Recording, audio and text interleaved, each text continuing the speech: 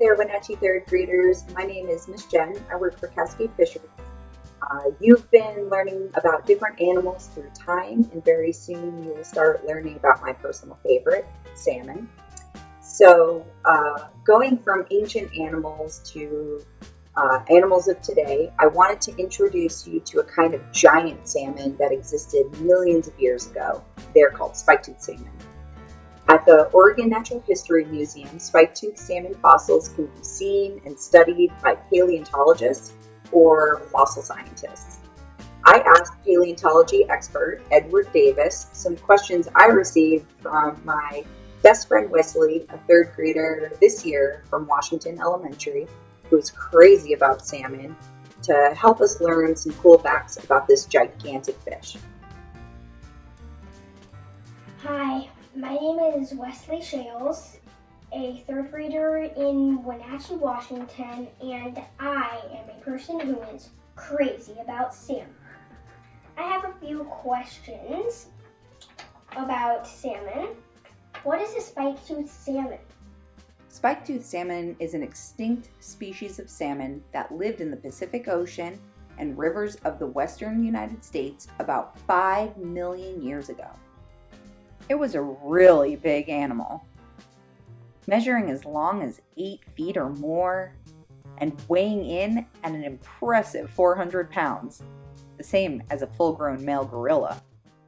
How can we pronounce its scientific name? Here's what it looks like. Let's try saying it together. Oncorhynchus rastrosus. This means raspy hook nose. Did spike-toothed salmon live in north central Washington or even Wenatchee? Probably. If the rivers there could reach the ocean at that time, they would have possibly had spike-toothed salmon in them. What was life like for them, and do they have the same life cycle as salmon do today? Scientists believe that they did. They would hatch in freshwater rivers, swim to the ocean to eat and grow big, then come back to rivers to spawn and die.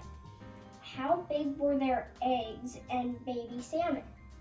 This is so cool. So they would have been the same size as modern salmon. I know. Today, fish biologists see that egg size does not depend on the size of the female salmon. So bigger mothers make more eggs, not bigger eggs. So eggs and young spike-toothed salmon, they would have looked similar to salmon we see today. What were the spikes used for, and why don't salmon have them today? So we don't know yet, and that's why science is so fun. Many people studying these giant salmon have some hypotheses. These are ideas that need to be tested over and over again by the same and different scientists before they can be called a scientific fact. What we do know is that both male and female spike-toothed salmon had the spikes, but some ideas that are being studied are the spikes were used to dig nests or maybe used to fight with other spike-toothed salmon for space when laying eggs or fertilizing them. We see similar features and behavior with modern male salmon, using their hook snouts with jagged teeth to compete with other males during spawning. Science is about testing hypotheses, and paleontologists will keep investigating the spikes and how they were used. How would you test these hypotheses? What did they eat, and who ate them?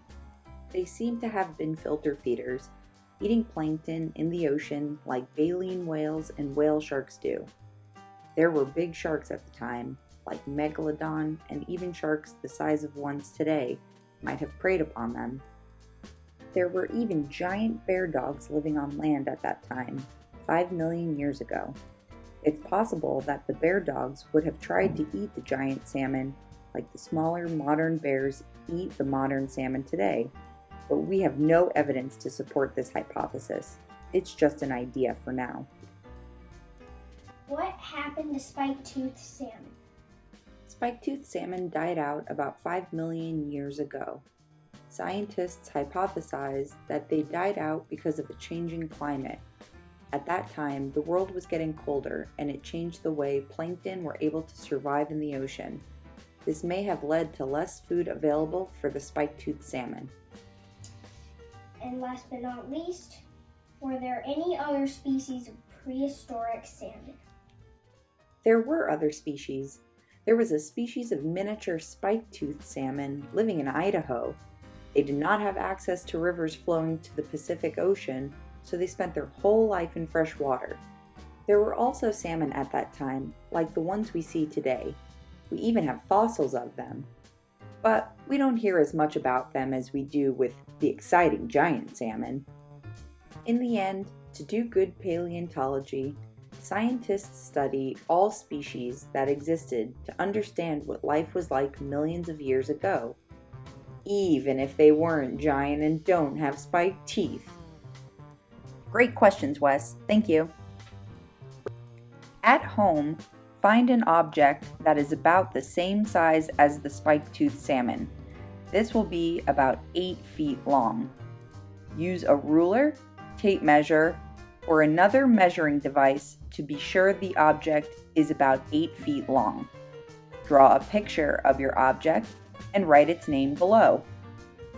If you don't have a ruler or a tool for measuring length, you can use a sheet of paper that is almost 12 inches long, so you will count out 8 pieces of paper. Using my sheet of paper, I was able to find that spike-toothed salmon was as big as my garage door. What can you find?